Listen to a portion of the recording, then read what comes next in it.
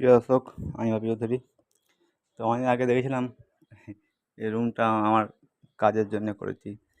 তো কদিন খুব পানি ছিল, তাই মাটি পাওয়া যাচ্ছিল না, মানে কাদা হয়ে গেলো সব। তো আজকে শুকনো আছে, তাই মাটি তুলেছি। মাটি তুলে একটু ঘর করছি, দেন প্লেন করবো এখন সেবেলাম আমি। আর এখন দুদিন কাজ নাই, তাই এই কাজগুলো সেরে নিচ্ছি। এই ঘরটা আমাদের কাজের ঘর হবে। হ্যাঁ, কেমন আছে বলো? হ্যাঁ, আমরা একদম আরামসে কাজ করবো। হ্যাঁ, কেউ কোনো জায়গাতে পারবে না। ওখানে সবাই আসে, কথা বলে, খুব বিরক্ত লাগে। এখানে একদম নির্জন, সুন্দর কাজ হবে।